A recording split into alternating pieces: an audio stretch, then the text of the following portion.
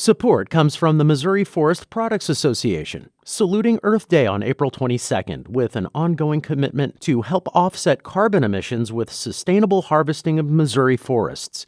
Details at choosewood.com. From St. Louis Public Radio. This is St. Louis on the Air. There's no path.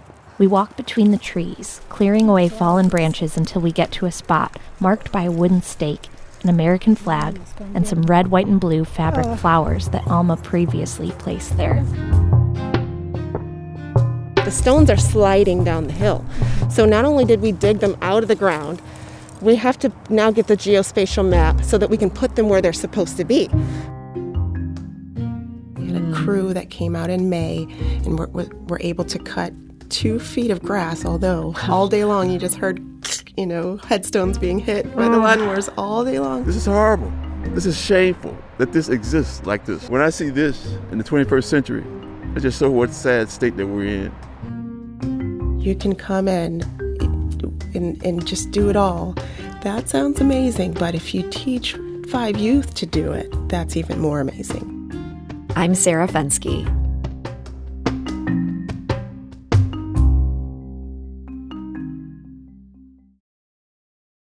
In North St. Louis County, right near the southeast tip of St. Louis Lambert International Airport and steps from I-70, is a century-old black cemetery. At one point, it was the largest African-American cemetery in the entire St. Louis region. More than 42,000 people are buried across an area that's about the size of 32 football fields. After decades of desecration, flooding, and overgrowth, volunteers are now working to bring this hallowed place back from the brink. In just a moment, I'll talk with historian and community advocate Aja Corrigan about her hopes for the cemetery moving forward. But first, St. Louis on the Air producer Emily Woodbury visited Berkeley last week to get a sense of where things stand for Washington Park Cemetery today. It's a sunny, windy day as Aja Corrigan, founder of the Saving Washington Park initiative, meets with a local historian and several descendants of people buried here. This is one of the good sections. This section is Section 5. One of the descendants here today is Dolores Lang. She lives in North County and along with her mother is here to visit her father's grave. My dad was well liked. He was well liked in the city of Kinloch. He was a hard worker. He was a good dad. Benny Aaron Morrow Jr. died 40 years ago, around the time the cemetery fell into disrepair. The former owner mismanaged it. Records went missing. Occupied plots were resold. And Lang's father's headstone was never placed. In the 1990s, things got even worse, Corrigan says. The community started complaining about missing headstones. Vandalism. Evidently someone was walking around. There was a skull fragments. There bones. were tires in here. Bones. But this was even before, I think. Then, in 2006, Kevin Bailey, whose grandfather is interred at the cemetery, purchased the land for $2. The vandalism and desecration was curbed, but the cemetery's condition was still poor. Many people say Bailey had good intentions, but the task of restoring the cemetery was just too difficult. St. Louis County put the cemetery into a trust because taxes went unpaid. Now, volunteers show up sporadically to do landscape maintenance, but it's not consistent, and sometimes they inadvertently damage headstones. Because of all this, Lang and her mom stopped visiting, and they lost track of where Morrow Jr. was buried. That's until Spire employees cleaned up a portion of the cemetery and used GPS equipment to track the locations of those who were buried without headstones. Today, Lang and her mom are seeing Morrow Jr.'s grave for the first time in 20 years. They place a bouquet of flowers where he lies between 2 other headstones. It just means so much just to know that we can come here and know where he is and that he continue to rest in peace. Normandy resident Alma Norman plans to visit her father's grave today as well. She couldn't find it for years because it's tucked away on a hill overtaken by trees and shrubs. The former owner never followed through on placing her dad's headstone in 1981. And I never could forget her saying, I gave her $250, and she said, just write down what you want on this headstone. And I was young, so I said his name, his birthday, and the day he died. Never got it.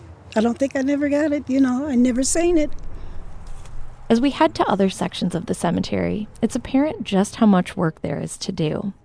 Gravestones are toppled over, and others are cracked and chipped from improper landscape maintenance. Countless markers have sunk beneath the surface. I just probably should remind you, that's a section. It looks like the woods, but it's a section. Oh yeah, yes. Everywhere that's a section is like, this place was full to the brim of burials and headstones. So just because you don't see headstones, there's hundreds of headstones in there. The land has shifted and morphed since people were buried here. Corrigan says geospatial technology can be used to redraw the plots. The stones are sliding down the hill. Mm-hmm. So not only did we dig them out of the ground, we have to now get the geospatial map so that we can put them where they're supposed to be. Because we don't want someone's headstone over there, but they're buried over there. And so that's what's happening there. So that's why we really have to get that. Next, we get to a section of the cemetery that's in a particularly dire state of disrepair. It's downhill from Interstate 70. Planes take off overhead. Billboards owned by DDI Media used to tower above this area. The billboards were removed in 2020 after years of protest from descendants who yearned for a more sacred place to visit. And because this land is partly owned by DDI, St. Louis County, and the Missouri Department of Transportation, Corrigan says there's confusion over who's responsible for upkeep. It's even more complicated because there's a natural underground spring, which means standing water is constantly present. So this underground spring here has caused so many problems over the years. There's been reports, descendants have said that it floods and the caskets were floating.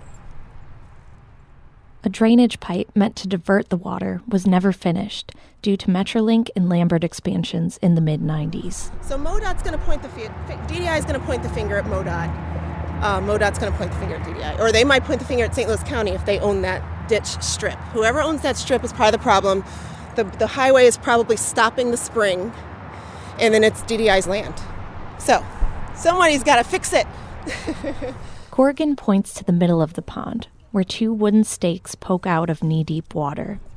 There's a mother who lost her son in the 80s to leukemia, and he's in there, and she wants to place a headstone now, but she can't even get to him. There's a stone you can see in the cattails, and there's those two sticks right there. I think that's where the lady's 8-year-old son is. In a few weeks, the stakes will no longer be visible. The area will be taken over by cattails 10 feet tall. Alma Norman says her father's grave is just up a hill from the ditch. She finds it with help from a series of photos she took on her phone to serve as identifying markers. I remember standing and looking like this and looking like that so I could be able to locate him. It's quite a hike up the hill, especially for Norman, a 74-year-old lung cancer survivor. There's no path. We walk between the trees, clearing away fallen branches until we get to a spot marked by a wooden stake, an American flag, and some red, white, and blue fabric flowers that Alma previously placed there. I cut this stuff and just threw it anywhere. There's my dad's grave. The red, white, and blue flowers. This is his stake. N.M. That's Nathaniel Martin. See, Indians have their burial ground as sacred. This is sacred. I know it couldn't be helped, it happened. But the thing of it is to get it undone. What I'm afraid of is his casket may have moved. For historian Robert Greene, seeing the state of things on this side of the Berkeley, Missouri cemetery is almost too much to bear. And my ancestors are buried in Mississippi in a little bitty graveyard on the side of a cotton field, on the side of the road, because that's all they would allow for my ancestors to be buried, because cotton was more valuable than the human being. So when I see this in the 21st century, it just shows what sad state that we're in. We can barely live alive, where we can even die That's right, in peace. in peace. That's right. And so this is horrible. This is shameful that this exists like this. Shameful. This is shameful. So it's I don't know what to say. But everybody that's got any kind of compassion should be out here doing something. Aja Corrigan sees the disrepair. She knows it's an overwhelming task to take care of this sacred place. But she remains optimistic. She will keep unearthing gravestones and resetting them, one at a time. I wish I could probably lift that one. That one's about my size, or about the size I can lift. The other ones, that one, I could probably do it on a good day. I'm tired today. But usually I have a big helper, my son or something. They are a lot heavier than they look. They look heavy. They are. But, I'm a mom, so I've got mom muscles. And I don't know where the strength comes from. You can't see them, but they're in there. Muscles. Corrigan hopes that with the help of educators, historians, and community members, one day, Washington Park Cemetery will be a place where the people of St. Louis's past can be honored and their stories told and studied by future generations. And that was Emily Woodbury at Washington Park Cemetery. And joining us now live in studio is Aja Corrigan. She's the owner of Our St. Louis History, LLC, and founder of the St. Louis Preservation Crew and the Saving Washington Park Initiative. Aja, welcome. Thank you. Thank you for having me. So you've been a really active volunteer for the past 2 years. What got you involved with Washington Park Cemetery? Well, it's kind of a long road to this. I realized this when Emily asked me the other day. I grew up in Hillsdale. Greenwood Cemetery was pretty much my yard because our home was set back, and it was not a home that we probably should have been living in, nearly into Greenwood. So I grew up in Greenwood. When I would go to visit my father, we would meet every Saturday across from Washington Park, and I would just stare at the cemetery, not knowing anything about it. I'd just stare as they're talking about, Ronald Reagan and whoever, Dukakis and all those people. And I didn't know until I was doing some research as a historian. I like to tell the stories of St. Louis history and our cultural history that has that we can all learn from. And so in telling one of those stories about Lieutenant Sergeant Ira Cooper, who's our first black police sergeant, I went to visit him at Washington Park. And I saw the condition. It was the first time I'd ever been inside it. I had just been, for years and decades staring at it, not even realizing how big it was. Yeah, it's huge. It's huge. 42 acres. And when you first saw the condition it was in, did your jaw drop a bit? Yes. So that's as I'm standing there at Sergeant Cooper's graveside, I just happened to kind of turn around, and I saw something sticking out of the brush, and it was a headstone. I said, "Is that another headstone over there?" And I kept walking, and that's when I realized it was an entire section, or actually it was an entire second half of the cemetery at that point. It was just overgrown. Yes. Pretty much half of the cemetery now is overgrown into thick brush that makes the graves inaccessible to descendants. And that's even though there's some prominent people buried here, people who have important stories. Of course, every story is important here, but who are some of the notables that are interred here? Well, our first African-American police sergeant, Ira Cooper, our first black alderman, Mr. Caston, our first Sumner principals, our first Vashon principals, our St. Louis Urban League and NAACP founders, wow, our Harris Stowe professors, our dentists, our scientists, our healers, our educators, pretty much anyone. I feel that all of St. Louis ancestry is either at Greenwood, or not all, but half of our ancestry is in Washington Park, Greenwood, and Father Dixon. Okay, so a lot of souls here. What do you see as the big challenges in terms of the upkeep of this vast acreage? So the biggest challenge is the ownership stability and maintenance, and long-term. When I say stability, long-term stability and maintenance. Until there is a stable foundation for the cemetery, it kind of halts progress. And then it'll also just kind of leave things in the future up in the air. So I feel that we should think forward and not just fix it right now, but fix it for the next, forward thinking for the next few years, or not few years, few generations. So as you talked about there in the audio that we heard, there's multiple owners, different parts of the site, a lot of finger pointing. And the fact that you're not an owner of this, that there's not a nonprofit group that's the owner of it, you can't even get liability insurance for the days you're trying to do cleanup. Just not even having a single source that you could go to help expedite some of that stuff. How big a frustration is that? Well, there is a nonprofit that does own it, but he needs assistance. Just like I feel that Mr. Bailey has tried very hard to do what needs to be done, but without the community support and leadership, it's just a one-year thing, and we have to think forward. But we don't necessarily do any more cleanups just because they could damage the well-intentioned volunteers can damage headstones with their home lawnmowers and things like that. So the cleanup liability is not really a problem right now, but just moving forward. That's a problem. And you mentioned Kevin Bailey. So he's the guy who purchased the cemetery for $2 in 2006, had really good intentions there. But other entities own parts of this. That includes St. Louis County. It includes DDI Media. The land is in a trust in St. Louis County due to unpaid taxes. What would you like to see happen with the cemetery's ownership?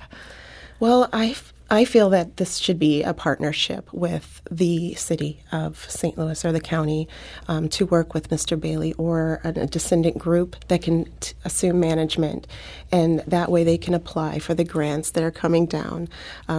All over the country, African American burial grounds are being protected. There are just a few grants, though, available. So when all of these cemeteries that are in disrepair are applying for grants that are very competitive, it made the Historic Trust realize a need, actually, for more funding. So more funding is coming, finally. But until there's stable ownership, we can't even accept funds. There has to be a trust set up that's completely transparent and, governed by a board, a trusted board. So until that trust is set up, we can't even accept funds, So the stable ownership is the main key. That's huge. Yes, and until then, you mentioned the DDI sections. They still own that section, so there's kind of two battles that we're fighting with the ownership situation. They can still do what they need to do. They don't have to really worry about the other half of the cemetery. They still own that, so they're still responsible.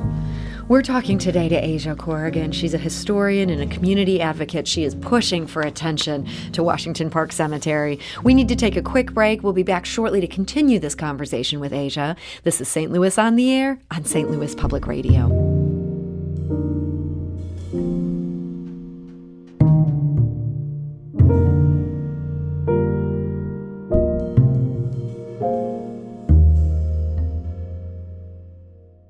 Support comes from the Missouri Forest Products Association, saluting Earth Day on April 22nd with an ongoing commitment to help offset carbon emissions with sustainable harvesting of Missouri forests. Details at choosewood.com.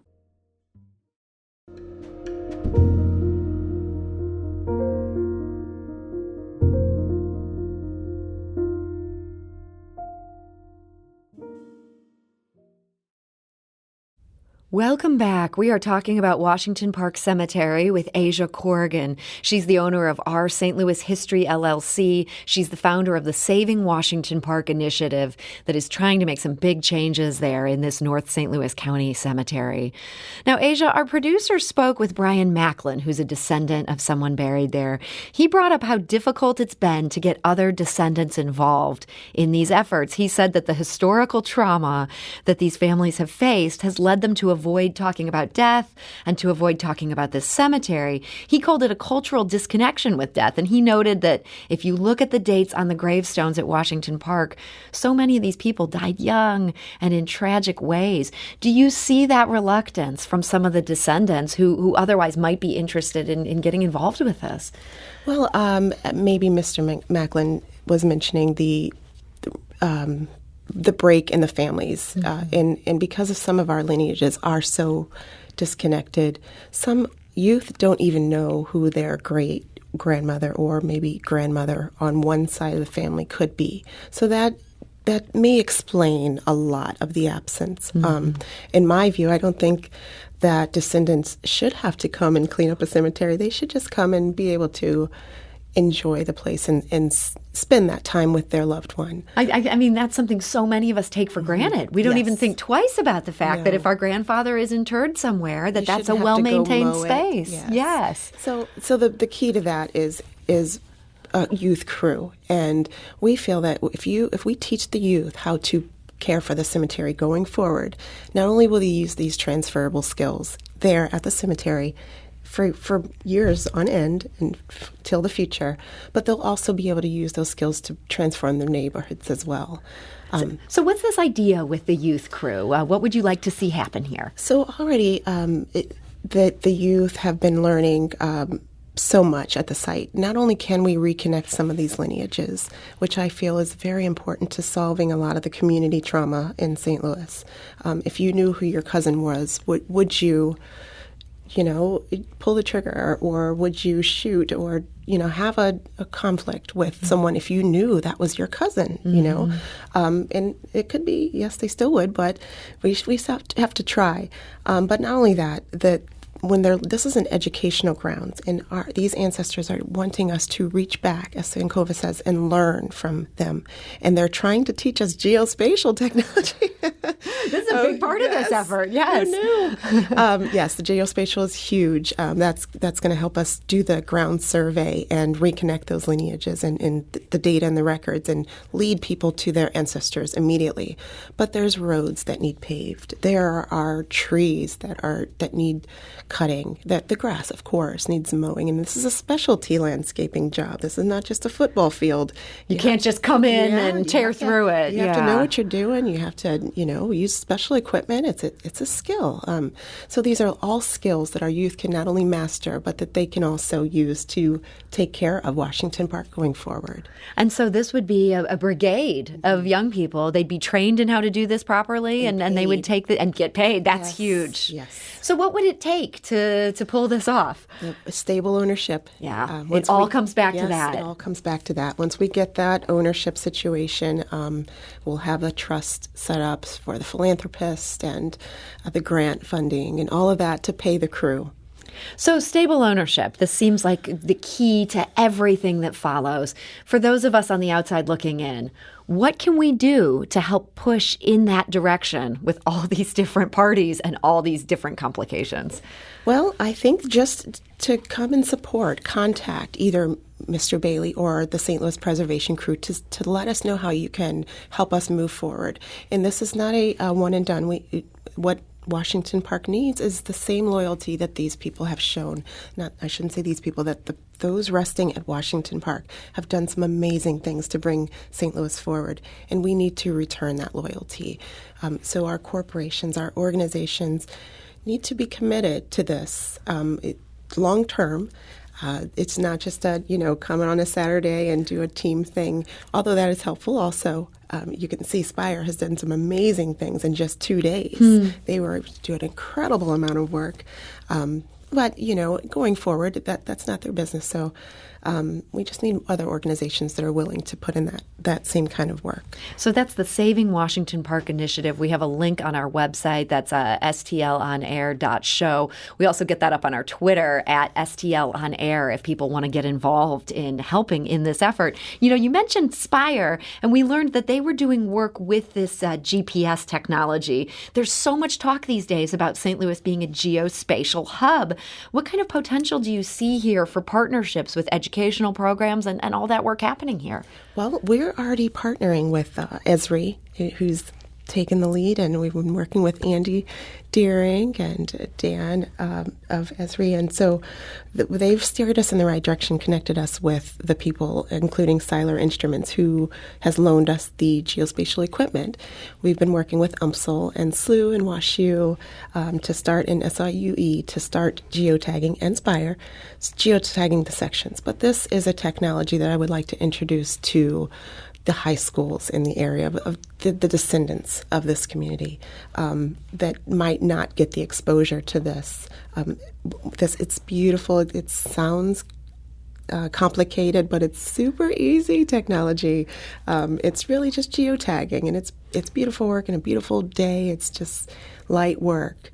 But you're learning so much. And so you're not just looking for these organizations to come do the work. You see this as something where they can come do the work and train this next generation at the same time. Definitely. If you have a tree service company and you think that you can come in and just do it all, that sounds amazing. But if you teach 5 youth to do it, that's even more amazing.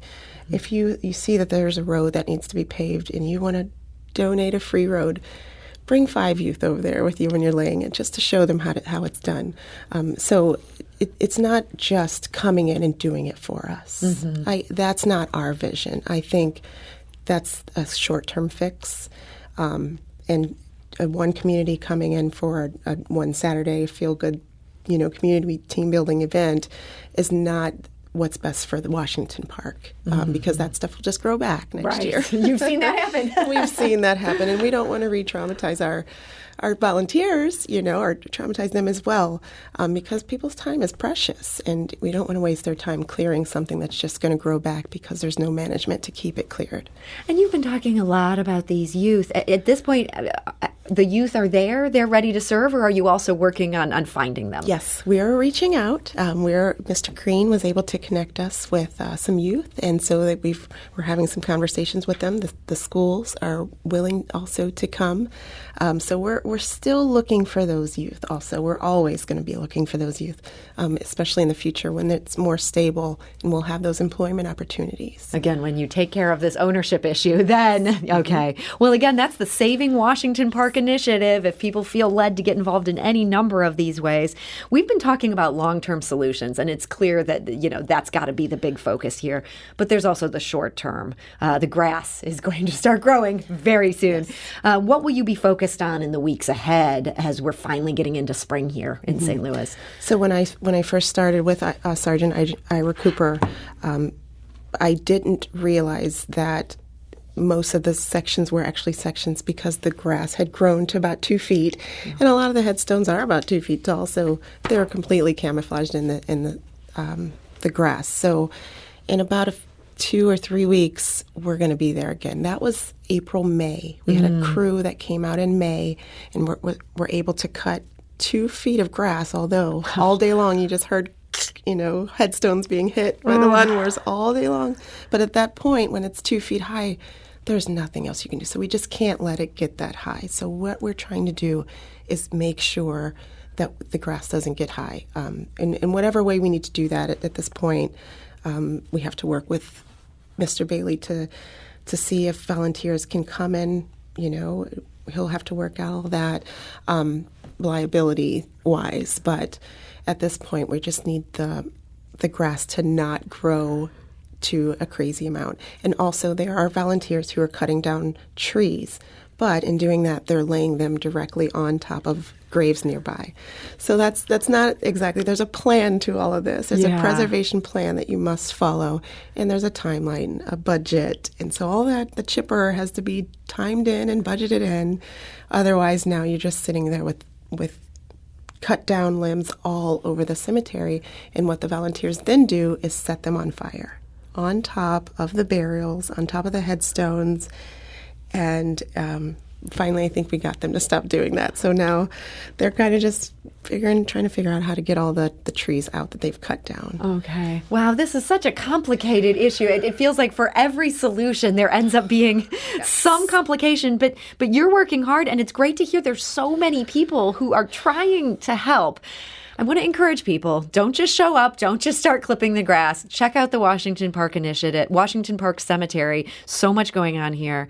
Aja Corrigan, thank you so much for sharing about this issue. Oh, thank you, Sarah, for trying to get to the bottom of all of this. I know it is a lot. It is a lot, but you guys are doing good work, and boy, I have hope that you're going to be back with an update for us and that things are going to start moving in that right direction. Thank you. So, Aja Corrigan is a historian and a community advocate. This is St. Louis on the Air on St. Louis Public Radio.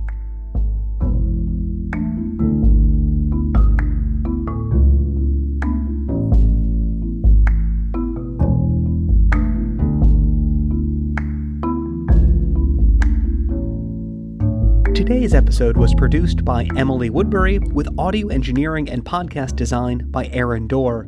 Our executive producer is Alex Hoyer. St. Louis on the Air is a production of St. Louis Public Radio. Understanding starts here. Do you find yourself regularly listening to episodes of St. Louis on the Air? Suggest us to a friend you think might enjoy our conversations. And leave us a review and rating on Apple Podcasts on the App Store. It's the simplest way to help people discover our show. Thanks. St. Louis Public Radio is a member-supported service of the University of Missouri, St. Louis.